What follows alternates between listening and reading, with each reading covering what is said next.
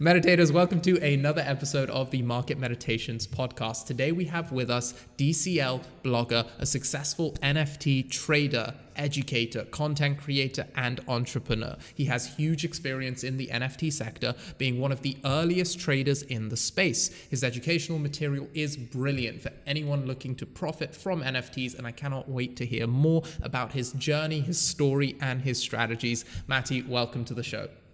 Awesome. Thanks so much, man. Happy to be here. Well, it's a pleasure to have you, and I gave a small introduction there, but what are we missing from the backstory of how you got into the NFT space? Why were you so early? How did you know? Happy to tell you all about it. I think part of it was luck that kind of, I guess, guided me to the NFT space, but I got involved in crypto in 2017. So just I think that's the time when it really hit mainstream and people started to pay attention. And I was one of those people. I kind of got in at the early time of 2017, so just missed that first wave. And I remember looking at Bitcoin at 3,000 US dollars, and then in my country, in Australia, there was like an exchange that only had like 15 to 20 coins. And I was like, okay, let me buy some Bitcoin. Let me just throw some money across all these other projects and see what happens. And kind of got hooked on the whole crypto, zigzags and the whole industry and how it all works. Seeing my profit go up like crazy and then it all coming back down. That kind of normalized after some time. And then I rode the wave up, rode the wave back down. And in Jan 2018, sort of when the crypto market was coming crashing down, I remember going to Coin Market Cap and looking on the second page, and I was like, "Oh, I need to diversify. I need to diversify. I need to find a way to protect my capital." And back then, I didn't really know that everything kind of followed big boy Bitcoin. It doesn't matter where the hell you diversify into. But I remember finding Decentraland, and I remember looking at a logo, and I was like, "Oh, this is cool. It looks like a game. It's on the second page. It doesn't have that big of a market cap. Maybe it's got potential, right?" So I remember going there and then looking at the YouTube video, and there was some virtual world, and I was like, "Oh, this is interesting. People are putting virtual land on the blockchain somehow." And clicked the Discord, jumped in. Suddenly, there was like a bunch of traders buying and selling virtual land, and I was like, "What the heck is going on here? This is something like I've never seen." And the interesting thing to me was that they were doing this in a currency, so they were doing this in Mana token at the time. I was like, "This is cool. What if I were to and this didn't hit me for a while, but what I did was I was like, okay, let me just buy a couple of virtual land pieces. Okay, this may be a way to diversify and protect myself from what's going on. So back then, the industry didn't really call NFTs. We just kind of had virtual land. We had crypto punks. We had crypto collectibles, crypto kitties. They didn't really have a binding word.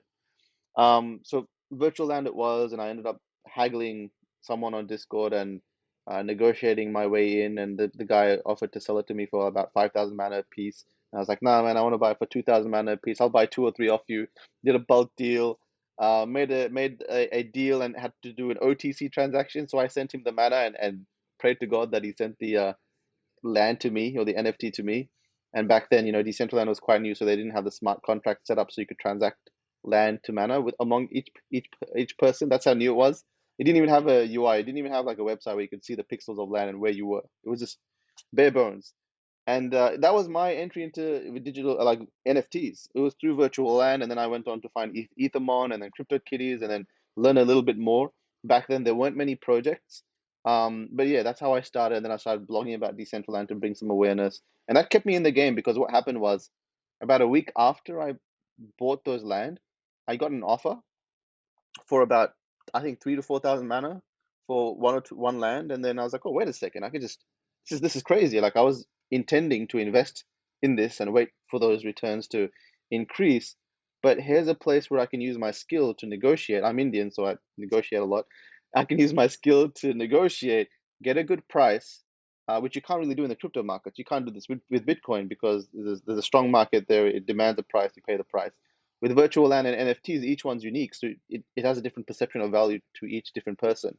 So with virtual land, that was a realization that I can find a way to haggle it down and get a good price, buy in bulk, then sell that to the new investors who may want a certain piece for a more price because they want that exact location. So I did that full time, and suddenly I was like a full-time land trader that was buying and selling and increasing my mana stack by not putting any more fiat. So that was kind of revolutionary to me, and it was, the rest is history. That's a beautiful intro story, a nice twist on the normal, because I'm from a bit more from the crypto space than the NFT space, though we've had loads of NFT guests on recently, and the standard story is got in 2017, lost all my money, made it back in the next bull run. But this is a real amazing, beautiful twist on it, which I'd love to dive into more detail on. So 5,000 Mana, how much was that now? How much, like back then? So how much was that worth in dollars? Back then, I think it was a few hundred US dollars. It was about 5,000 mana. I think it was like 7 to 10 cents per mana token. And that was how much you spent. So you bought for a few $100s a piece of land, and then you flipped it for like more. So how long did you do that for? Just flipping that mana?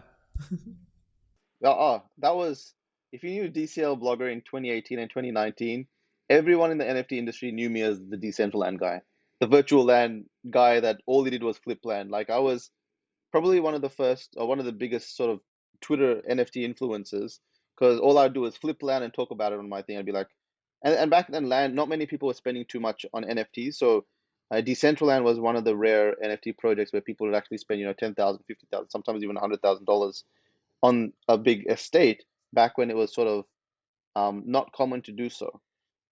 So I did that for a long time, and I think I fine-tuned the process and I made it very business-like. So, for example, I'd had a spreadsheet for all the opportunities that I would be chasing, all the leads, and then I would talk to them, and then some of these leads would close after a year. Like some, I'd be negotiating for a very long time, and then a year after the first contact, they'd contact me back and be like, "All right, Matty, we're happy to accept whatever you want at that price." And it was so interesting to me because a lot of these deals were not available on the public. They wouldn't just simply list, but they would come back to me because they knew that I would provide liquidity, because not many people were serious purchases of land portfolios.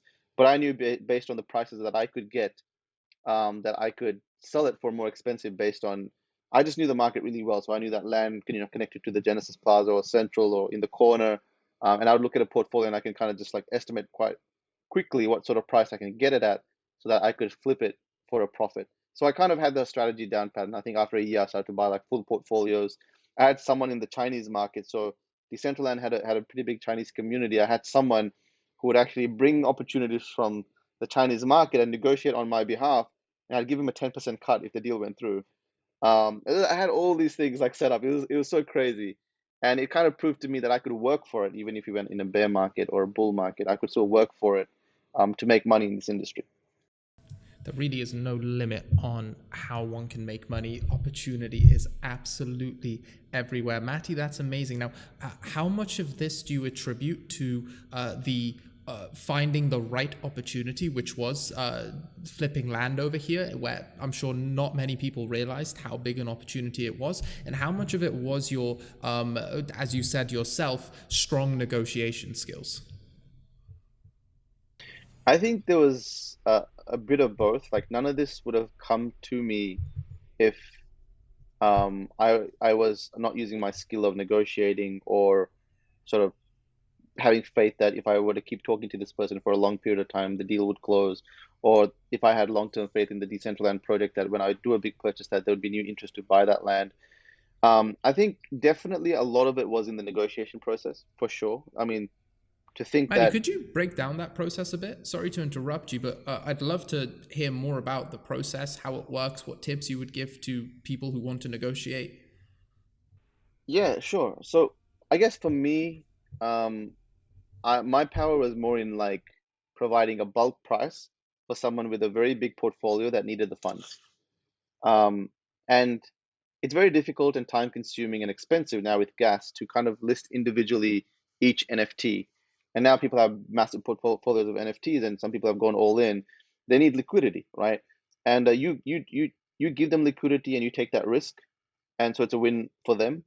And for you, you get it at a good price, so it's a win for you. So I'd start at looking at someone's portfolio, or I'd hang out at the sort of Discord channel, the land trading channel, and I'd see someone list something and someone just say, "Hey guys, I just listed this for sale. Let me know if you're interested." Or someone would be like, "Oh, this is my friend's portfolio. He's selling." And so I'd track that, and every single person that would post, I would message them. It may not even look like an opportunity. Even like I'd go to Decentraland land marketplace and some people would have an email, or I go to OpenSea and some people had a name. I'd find them on Twitter, I'd find them in Discord, I'd find any sort of contact to message them and be like, hey, you have land, are you selling? Right? And I was just thinking, like, what are people not doing at the time that I can do that will take me ahead? So that was me, and then I started that process that way. And then they'll tell me what they have, and then I'd offer them a price that was definitely under market price. Because for me, if I'm going to buy a land portfolio that's large, if I'm going to put $50,000 at a time that's very bearish in a market that who knows how the hell this is going to go, I'm definitely going to ask for a discount. I'm taking that risk, and that person's getting liquidity at a time when it's not a liquid market. So I think it's a fair trade. And so I'd try and get it at, say, 30-40% below the market rate. And then he would probably, most likely they say no, and then after a week they realize they're not getting any offers and there's no liquidity in the market. And then eventually we'd find a middle ground, and I'd always make sure that they're happy with the deal. And then we'd make the deal, and sometimes it would close after a week, sometimes after 6 months they'd come back, but I would make sure I get it at the price that I'm comfortable with. And then I'd list it for sale. So once I got that, I would list it for sale based on how the market was at the time. So sometimes I'd buy a great set of land and then I'd buy it at a 40% discount, but I'd still sell it at not market rate, but still under market rate. So it's still perceived as cheap, but I could make a quick 20-30% within a week sometimes on these things. And to me, I wasn't making fiat, so it wasn't like making $50,000 to $55,000. To me, I was making mana. I was like, I'm going to hold this thing until it's $1. It's going to hit $1 in the bull run. So I was just stacking mana like my life depended on it, doing this sort of thing. So that was kind of the process. It's very complicated depending on different things. Sometimes I remember I went to Turkey with my wife, and it was crazy because that was the period when a massive whale came into the central land and bought like a ton of land, and he was just going on a buying spree. And he was buying like all the big estates, and I was like, holy crap, this guy's going nuts. So I remember looking at my list of people that I had that were very warm in selling, and I was like, all right, guys, I accept your price. I accept your price. I accept your price. I remember I accepted like 2 or 3 deals, and one of them was about for 230,000 mana at the time. And I was trying to get it 230. He wanted 270,000. Anyway, I said yes for 270,000. And I know that this whale that was coming in, he was just buying at the listed price, which was quite expensive. So I just listed each land in that portfolio set. I listed it for, I think, 1.3 million mana, and I ended up making 1 million mana within like a 24-hour period. It was nuts. Back then, it was crazy, right? And now looking back, that was like, because for me, I was making $1 million because I knew if I hold this thing, it's a freaking great project. It's gonna have that social virality. I just need to keep stacking that mana. So for me, I was making $1 million, even though back then it was $100,000 or $50,000, which was a ton of money back then as well, right? So anyway, based on the circumstances that were going on, I knew the market so well because I was doing it for so long. And even today, there's no doubt in my mind these opportunities exist everywhere. You got sandbox land, you got Decentraland still doing it, you got CryptoPunks. People are just flipping them like crazy. Everything is going on right now. People are in illiquid positions. People are just get after a week they lose interest. They want to quickly sell, so you can place a bid. There's so much, and you start exploring, you find them all. Wow, the relentless hustle, the perfect timing, the meticulous attention to detail and professionalism you brought to this just inefficient market, all of that made the negotiation skills that made you so successful in it. I imagine you've got hundreds of stories to tell from different deals and land flips that happened. And I can't emphasize enough for anyone listening as well that there really is opportunity everywhere. Just this year, I don't know if you're familiar with a project called Chainbinders. It's basically, have you heard of it? I don't think so. No, let me quickly Google it. It's an NFT project with a pretty unique concept where you can burn your NFTs for ETH, and it's a game of whoever holds them longest gets the most ETH. So the longer you hold it, the last people to burn get to hold the most ETH. And if you just ran numbers on the project, you could figure out the expected value, which was about 0.189 ETH, something like that. And the project was selling for 0.15 ETH for months. So you could literally buy, burn, and make guaranteed amounts of ETH, and that opportunity was just there for months. That I know people that made 6 figures literally just running through that opportunity nonstop. It's free money that's just lying there, and there's stuff like that all over in crypto.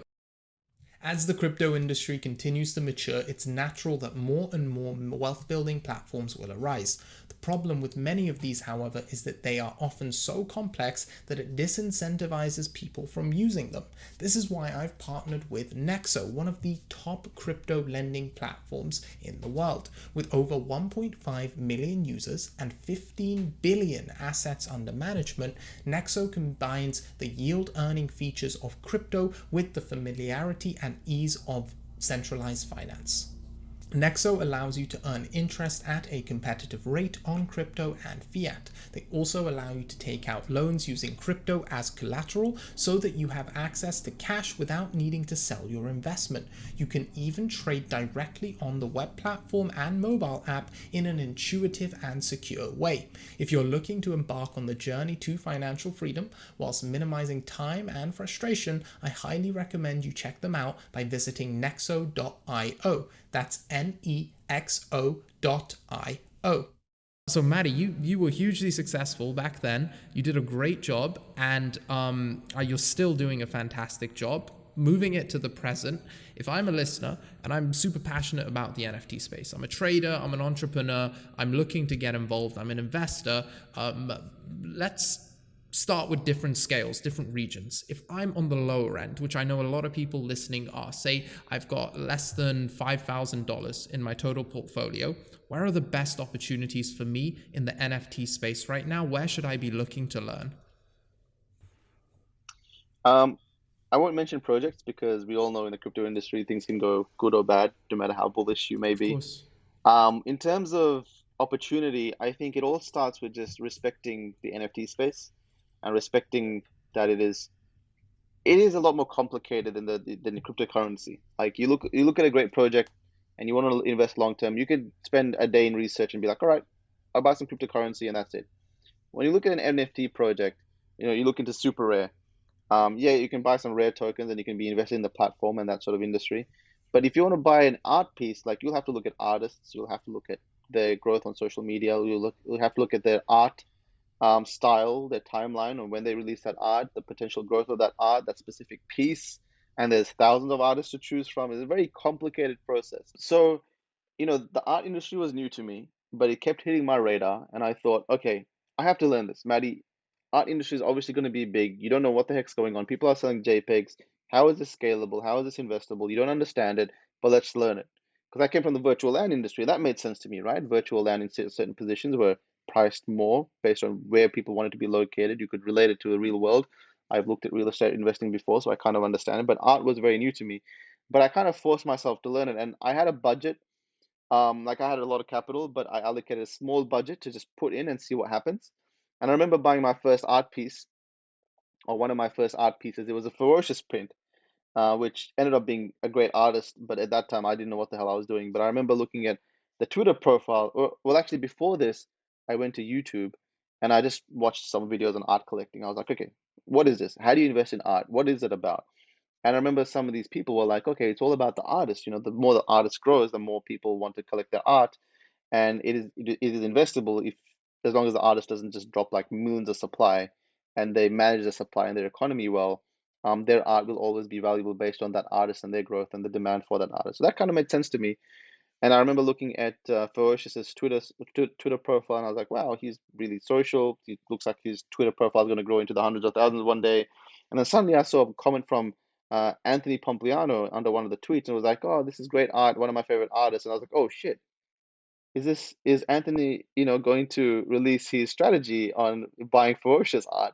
So I was like putting all this stuff together, and I was like, oh, if he does that, the demand will come. It's sort of making sense now. And I remember playing with it, and I spent $2,000 on one art piece, but I bought four at the time, so I think I spent about $10,000 um, on about four pieces of art.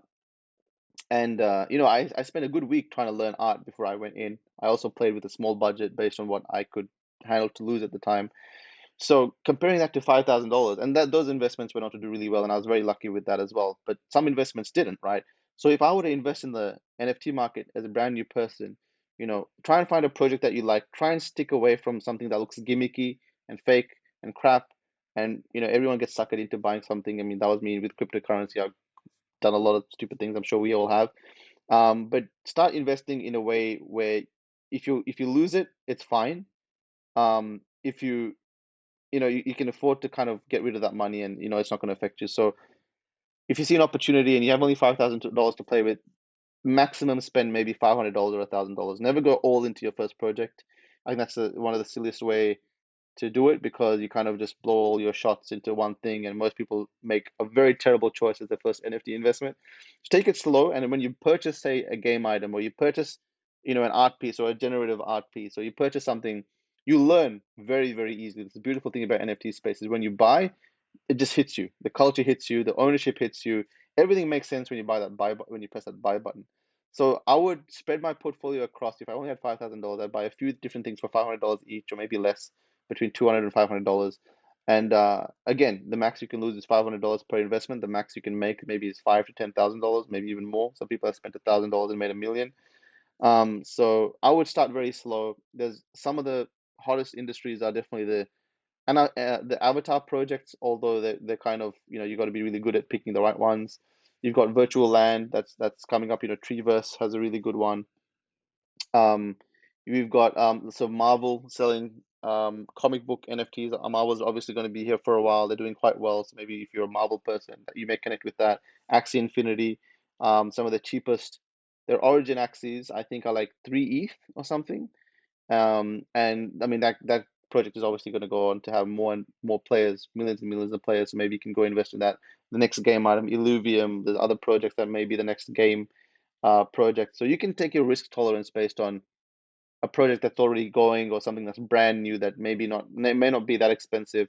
But anyway, I would slowly deploy that capital of $5,000, along with how much I'm learning and what I'm learning by spending and losing, or spending and making, just like you would have done with the crypto industry. There was a lot in that answer. So it sounds like it's really important to get some sort of skin in the game, not even financial wise, but just to buy an NFT so you get it in that moment. And I can resonate with that hugely. I felt the same the first time I bought my own NFT. It doesn't make sense. It's hard to put into words that you actually own this random digital thing. Even if someone can copy paste it, this is now yours in some weird way. Yeah, And you you know what? mentioned, I think what it is. So, Krish, real quickly, but I think what it is the concept of digital ownership is a new concept. It's a new feeling. It's a feeling that you don't have.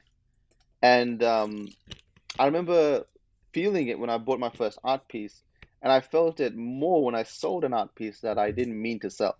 I remember listing an art piece like a month ago and forgetting that it was listed. And then and during that month, I was like, oh, I'm not selling any of these art pieces. Then someone found it and bought it, and it hit me like a truck that I sold this piece, and the fact that I didn't own it anymore. And I was like, shit, like I can't believe I lost a token, right? Or, a code on blockchain, and it means so much to me. And that's where it hit me. And I was like, wait, this concept of ownership is an experience that you can only do when you buy and sell something. I mean, it had me with virtual land, but that was predominantly money. But with art, it really showed me like the emotional connection that you may have to an art piece or an avatar maybe, and these collectibles that truly become your identity and truly become something that you enjoy owning. But again, I think it's because the digital ownership concept is a very new concept to people. it's I'd completely forgotten about this, but that burning game I told you about, I I tried to play it myself.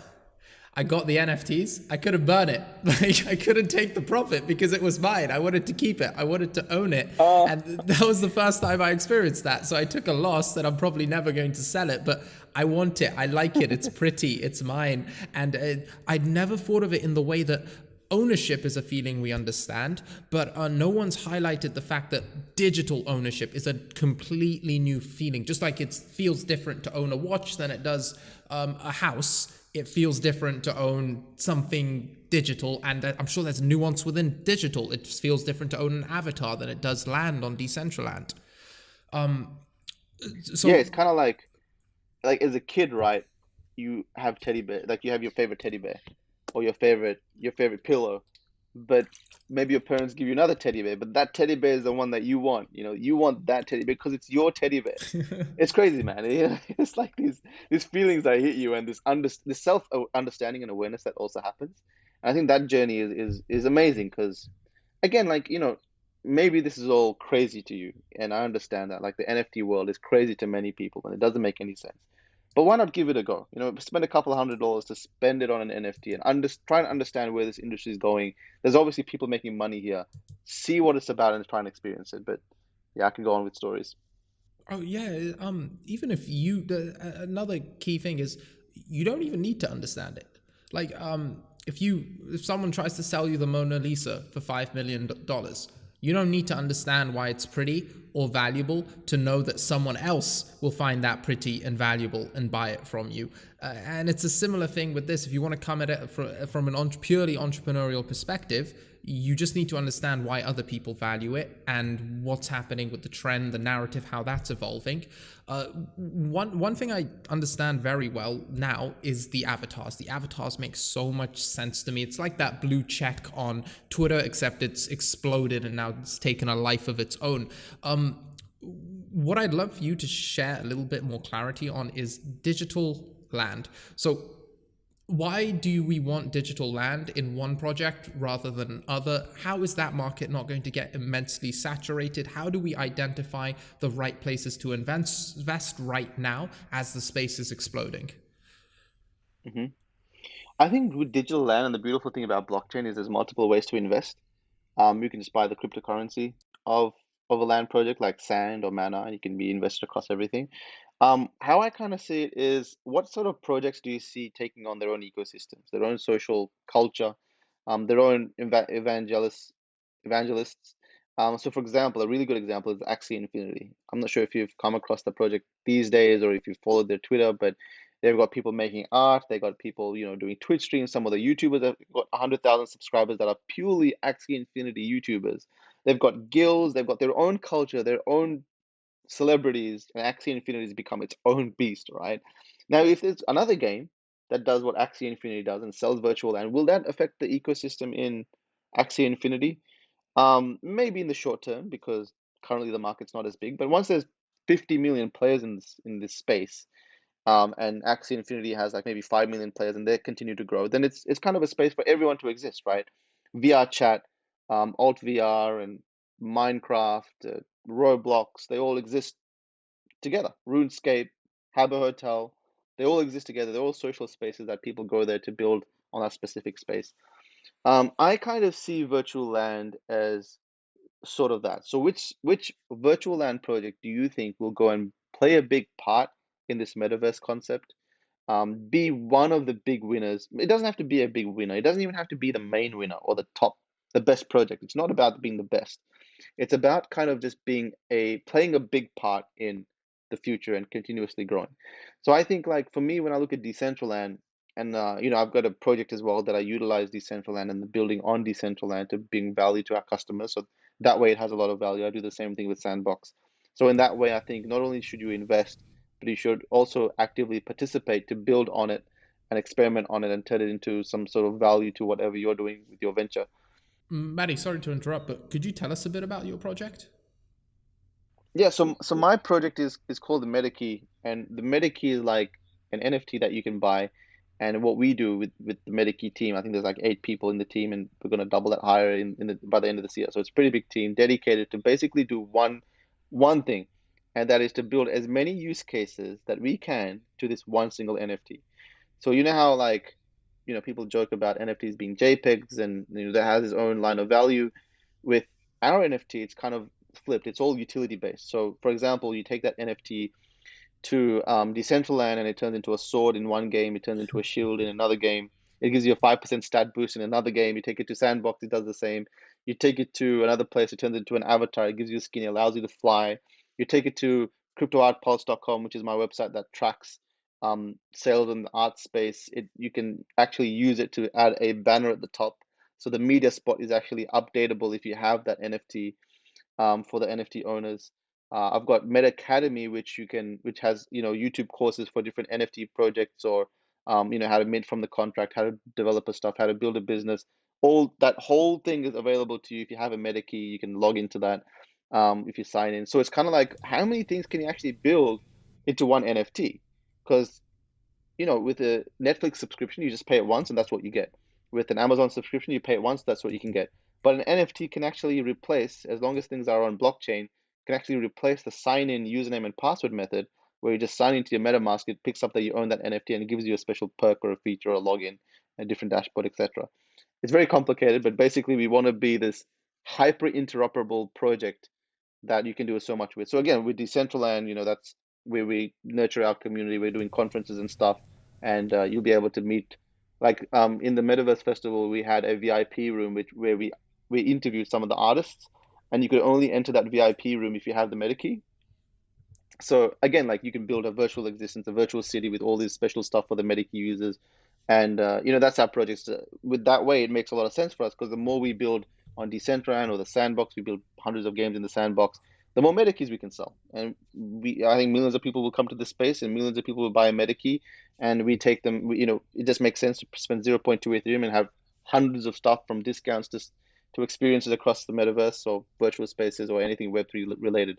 So like that, for that reason, Decentraland, when I was buying land in Decentraland or the sandbox, I mean, investment wise, yes, we do look at it in that sense. So we obviously try and get a good price. But at the end of the day, building on that utility wise brings us a lot more value than just investing and buying and holding. So I think like with virtual land and certain utility projects and game items and stuff like that, you definitely have to utilize it. It's not just a buy and hold. It's a little different, a bit of a different strategy. You have to buy it, maybe do something, because if you just buy and hold, then you're not actually adding value to the ecosystem, you're actually damaging the ecosystem. It's not mandatory, it's just that when you have the option to build something and bring awareness, maybe just be a simple art gallery where you put your NFT art in, it helps the ecosystem. Matty, can we stay on Metakey? Because I looked into it a little bit, but your pitch was way better than what I had initially looked at, and I instantly brought it up as you were describing. So I'm looking at 4 Metakeys right now. The art on them looks insane. I clicked on it for a second and there's music playing. So when you say maximum utility, is that within your ecosystem, or will, for example, this give me some special perks in Axie Infinity or in 𝐿𝐿𝐵𝐿𝐵, as you mentioned? Will this have like literally as much utility as possible? It can. It's supposed to be this hyper collaborative project. My cat's going to make an appearance very soon. I'm trying to push it away. But yeah, technically we can, right? And we're talking with every game. We're talking with Habbo Hotel. We're talking with, um, you know, Animoca Brands. We're talking with the Sandbox officially, and any game that builds on Web3, any experience, any DeFi project, we can actually collaborate with them to have a perk or an extra benefit for the Metakey community. And what the value is for them is that suddenly we have this community that is very utility driven. Maybe there's 10,000, 20,000, 30,000 Metakey owners eventually, and what we bring to them, they will go and explore. So if there's a new game that wants some eyeballs, we can say, hey, let's go check out this game. Let's go. We'll run a competition there. We'll do some Twitch streams. That game's giving us a 5% stat boost on the weekend, right? So we can go there and try and mine the cryptocurrency or just have some fun there and gamify a little bit. And it's a win-win for everyone involved. So yes, we are building our own ecosystem, but actually what we're trying to do more is actually connect to every other builder on Web3, whether it be a game, whether you have a course database, man, and we can connect to you and have like a separate section or whatever it may be. Because I think the power of blockchain and Web3 is that because we all share the same database, it's hyper collaborative. It benefits when someone builds an amazing project on Ethereum, because if you hold Ethereum, it helps the whole ecosystem, right? So it's kind of like that. It's different to everyone being a competitor, to everyone being like, well, Decentraland's amazing. It's built this amazing thing. It's 99.9% finished. Why not we just leverage that and build something for our NFTs in Decentraland? We can do that in the sandbox. We can do it in the crypto boxes. We can do it with any project that comes to this space. I can go on for a very long Uh, time about the Metakey. I'm sure you can. I'm going to hone it in to the last bit of actionable information. There's 4 different meta keys. How do I decide which one to buy? Okay, so what we've done is we've made the first 3 collector pieces. So there's very little supply of those. There's like 500 Genesis pieces. There's only 750 Artifact Studio ones. You can buy any one of them and they give you pretty much the same utility. What we've done is we've released them in batches. So we've kind of made it collector, there's kind of collector value in it, where if you like that specific artist, you can buy that art piece. So not only will our utility give that NFT value, but maybe the artist goes on to become the next, I don't know, Leonardo da Vinci, right? and that piece will not only be a utility piece, but it'll be an art piece. So you can buy any one of them. They will all give you the same sort of utility. You can see the Artifact Studio one is doing really well. That's predominantly because Artifact announced that if you own the Artifact Studio Metakey, then you will be able to mint one of their avatars as well. So now suddenly people are like, oh, so you can imagine like whoever had bought that Metakey for 0.2 Ethereum back when we launched it, they would have bought it based on, maybe some people picked that in the early days because they thought, well, if Artifact Studio go on to become a great brand, well, kind of, their success is also connected to this Metakey. So you can pick anyone you want. So it's, we're going to have different artists that go on to drop, and we have a very complicated strategy to maintain the value of each one. But predominantly, I think any Metakey is fine. They'll all give you access to everything. Well, thank you for that, because I want a Metakey now. I love the idea. Absolutely. Just the name Metakey, the fact that it feels like I have this one thing that gives me so much power in the metaverse. I love the feelings it invokes. The art looks incredible as well. And anyone listening, I swear we're not working together or anything. This is my first time probably hearing about Metakey, and anyone who's a regular listener to the podcast knows I don't get this excited this easily. But I'm just looking at edition 3 right now, and the dinosaurs and the exploding city, it just looks amazing. Yeah. So So that's Marco Matic, who's a really good artist in Melbourne. So if yeah. you think Marco Matic's going to be a great artist, there's only, so what we've done as well is the more Metakeys we release, there's more supply of them. So the last one that we released, there's 7,500 of them. Next time we'll release 15,000. And you're probably wondering how the hell can you keep releasing NFTs without diluting the rest of the value, right? And there's a whole like complex thing mechanic in the background. So for example, we're eventually going to have, games that we build internally where each Metakey will have its different value. We've got like a DAO that where each key, we have a custom Discord bot that we built where if you own certain keys, it gives you more votes based on which key you own. We've said that if you own 1, 2, and 3, then you get every future edition for free. So we're kind of like gamifying it to hold its value before we drop the next one. So Mhm. it's really as easy as you finding which one you like and just buying it and then holding on to it. You can buy the rest to collect it, but as long as you get one, you pretty much get everything. So, Matty, Metakey is amazing. What else are you working on in the space right now? What are you excited about? Um, I'm working on a bunch of different things. So I got my personal investments to just try to explore the NFT space and try and keep on top of trends. If I see something that's sort of new and I don't understand it, like generative art is sort of new to me, I'd go and invest in it. So that's my personal investments. Then I've got the Metakey project, which is a company that runs itself with me and a co-founder. And then I have my venture fund. So I have a venture fund that I'll be announcing soon that invests in early startups in the NFT space. So we go after NFTs themselves. We go after equity into companies that are starting up, tokens based on which sort of round they're raising at, but sort of want to be like very well. I mean, and I think a lot of people here, in the NFT space, are in an agreement that the NFT industry is going to be huge. There's going to be game studios. There's going to be marketplaces. There's going to be music, whatever. There's going to be virtual worlds. Like these are going to become monsters, right? Games, etc. So I think just kind of diversifying ourselves on the infrastructure, the game studios, and everything in that space. It's just going to be so much fun in terms of investing.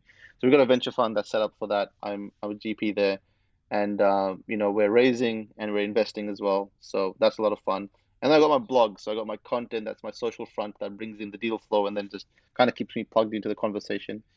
So I'm doing a bunch of different stuff and just trying to keep up with everything, which is very difficult. Oh, amazing. So the blog is great for deal flow. It's the same reason I do social media, really. I enjoy the B2B side more than I think the B2C side. But you need to, it opens so many opportunities because you meet so many Oh my amazing God, people, and so many great ideas come from just one interaction back and forth, and that can it's a life hack. yeah, it really is. Anyone listening to this, highly recommend just start posting some content, whatever it is, your learning journey. Probably If you biggest like, recommendation. Yeah. yeah, I mean, would you be here without the blog and the social media right now? No, and I think I'm not sure how it started for you, but for me it was a very organic process. For me it was just for fun. I was just sharing like tweets and stuff about how I flipped this land and how I did this thing, and people were paying attention. I was like, oh, that's pretty cool. And then slowly it grew into what it is today. And I think for you and other people, I was speaking to Elliot Trades as well before, and he was like, Maddie, man, YouTube is just like the biggest life hack. The amount of, like you said, B2B, or the amount of opportunity that comes your way, the kind of voice that you have, the awareness channel that you have there is just so powerful. I think you'd be silly to avoid that in this, in what the future is going to look like. If we're all going to be digital, then to be able to have a voice and speak and share your projects, you'll have to have some sort of channel, whether that be collectively with friends or whether you have a single one. So, yeah, it's huge. I like that you use 𝐿𝐸 as an example because he's recently had a hugely successful NFT project, Neo Tokyo City, something along those lines. Beautiful art. I don't know if you're familiar with it. Fantastic marketing campaign. I haven't spoken to 𝐿𝐸 before. I just love the marketing campaign he put together for that project. It was amazing, really good, and none of it would have been possible without the reach and the social media. Regardless of how good your project is, distribution is extremely important from that sense. Matty, this has been 10 minutes over the target mark of 30 minutes we try to do for our episodes, but there was so much value in everything you were sharing. It was great to see the different backstory from what we normally see, your relentless hustle to bring you to where you are now, the advice for people with smaller portfolios, and so much insight into the future of the space, your own projects. Is there any topic we haven't touched on that you think needs attention brought to? No, not really. I just want to encourage everyone to explore whatever's new to the space, or whether it be a new crypto project or NFTs or anything that's foreign to you. If you see a big niche in an industry sort of following it, it's really good to just try and get involved. I'm sure a lot of us regret not investing in Bitcoin the first time it hit our radar, but now we're here and we understand the opportunities that are immense, right? That are coming to this space, and a lot of industries are offshooting now as we speak. In the next 5 or 10 years, are probably going to be a lot of industries that we've never even thought of that are going to go on and to be giants in their own in their own space. So I don't know, just encourage everyone to take the time and research and just have some fun. Great final words, meditators. I hope you enjoyed this episode and it'll help you along your NFT entrepreneurial journey. I'll see you next time. Matty, thanks again. Bye, everyone.